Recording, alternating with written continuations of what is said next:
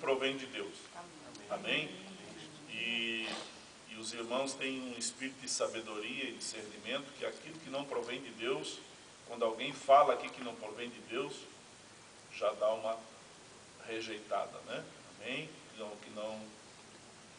não estiver de acordo com a palavra do Senhor, nós, quando assumimos um púlpito, uma tribuna para falar ao povo de Deus, temos que ter uma consciência de que nós estamos falando para o povo mais sábio da face da terra. Amém? Porque não é preocupante se tivesse um grupo de intelectuais aqui, ou um grupo de pessoas com PhD, ou um grupo de filósofos aqui, não. O preocupante é falar aos filhos de Deus, que tem um espírito de discernimento, né? Ovelha tem um espírito de discernimento, né? Qualquer barulhinho diferente, ela já move as orelhas assim para confirmar se realmente o barulho é do predador ou se o barulho é de Deus, né? E graças a Deus, assim que eu me converti, que o Senhor me chamou, que alcançou minha vida, eu me sentava no primeiro dos últimos bancos, lá, o primeiro banco da porta da igreja, né? E graças a Deus que eu iniciei pela porta e pelo banco de trás. Porque tem pessoas que entram e já vêm aqui para cima direto, é um perigo tremendo, né? Aí, e o irmão, muito simples, ele era um presbítero que pastoreava a igreja, e ele levantava a mão e dizia: nós somos o povo mais sábio da terra. Tadinho, para escrever o nome dele era uma dificuldade. Mas eu, como ainda não tinha um discernimento espiritual, não sabia que a sabedoria que ele estava dizendo era uma sabedoria do alto, uma sabedoria celestial, de outro plano, de outro nível, de outra dimensão. E quando nós entramos na presença de Deus em oração e para uma palestra, a nossa mente entra para essa dimensão e Deus nos faz entender tudo. Amém, irmãos? Amém. Tudo nós entendemos. Não pelo nosso raciocínio, porque eu creio que tem um raciocínio aguçado. Não, em absoluto. Nós temos o Espírito de Deus que nos dá o discernimento. E Ele trabalha dentro da nossa mente, mostrando aquilo que é favorável a Deus, que agrada a Deus, aquilo que devemos saber e aprender, porque queremos agradar a Deus. Amém, irmãos? Bom, o assunto é sobre ética. Os irmãos, creio que todos sabem assim, que o pastor passou um compromisso, uma lista de compromissos para irmãos, desde pastor, creio que parece que foram só para pastores, aqui é pastor. Para cada um falar uma parte sobre um tópico, sobre ética. E o que foi passado para mim é falar sobre as bases, os fundamentos da ética cristã. Bases, né? O pastor no domingo comentou sobre o que é ética, né?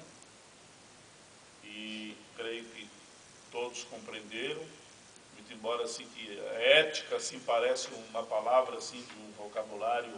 Não, é que quando existe palavras assim no nosso meio, é porque não existe outra palavra que se encaixe mais com o significado. Mas o significado de ética é simples. É um conjunto de comportamentos ou atitudes, né, que para nós cristãos, falando de ética cristã, é um conjunto de atitudes, comportamentos do nosso proceder de acordo com uma vida moral equilibrada e que agrade a Deus. Porque agradando a Deus, nós agradamos aos irmãos e também agradamos ao mundo. Muito embora que desagradamos o inferno, mas até os ímpios se agradam quando o comportamento da vida do crente está moralizado pela palavra e ele vive uma vida dentro da ética cristã. Ética não é uma palavra para complicar, né?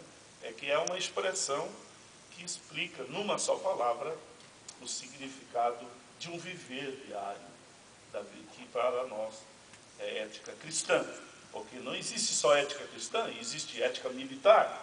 Lá dentro do quartel eles ensinam sobre ética militar, como é que um soldado tem que se comportar na frente do capitão.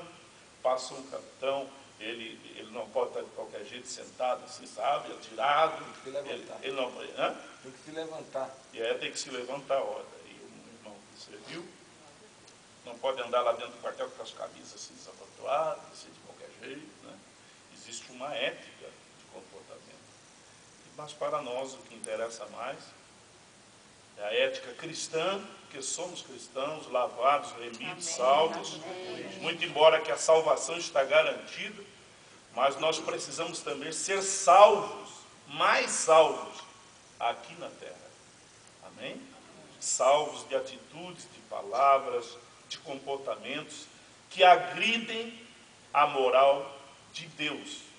Porque o diabo não pode tocar em Deus. Então ele quer, assim, instigar comportamentos contrários a Deus nos filhos. Porque daí o povo vai olhar para o filho e dizer, se os filhos são assim, certamente o pai também não é muito bom não, né? O diabo quer fazer isso. Ele quer desfazer a obra de Deus nos filhos. Porque no pai ele não pode tocar. Então ele quer tocar nos filhos.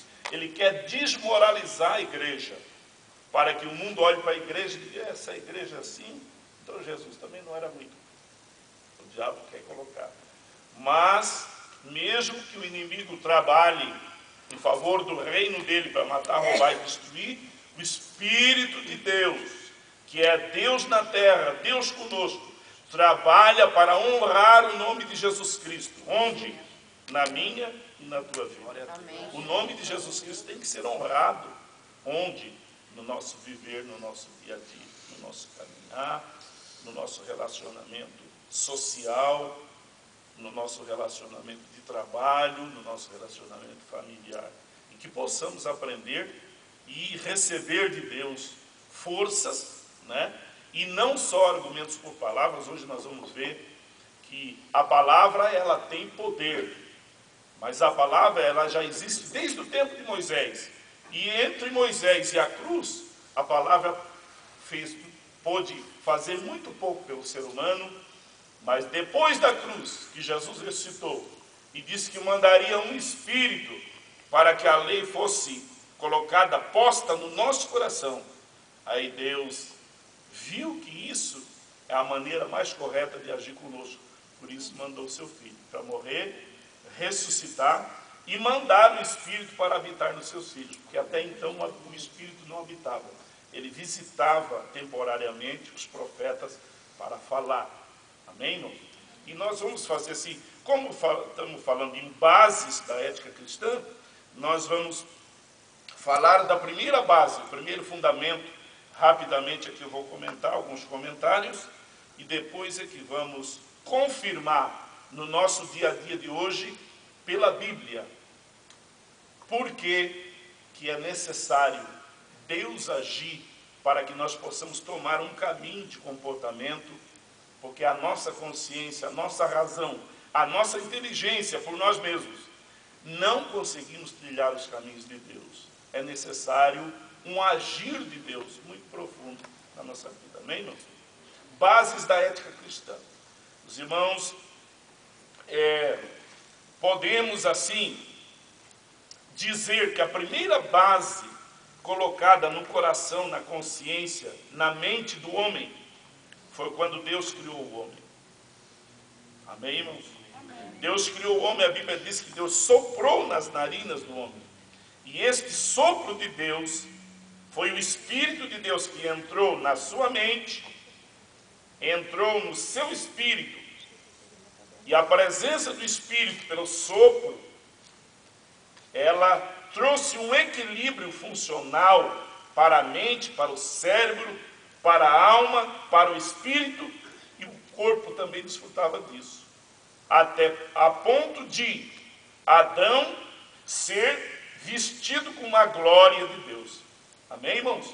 Os irmãos observam que no início, quando Adão foi criado e vivia no Éden, Deus não deu assim um monte de explicação para ele. Adão, não faça isso, não faça aquilo. Quando a Eva falar alto contigo, tu faz assim. Não foi necessário. Foi como se Deus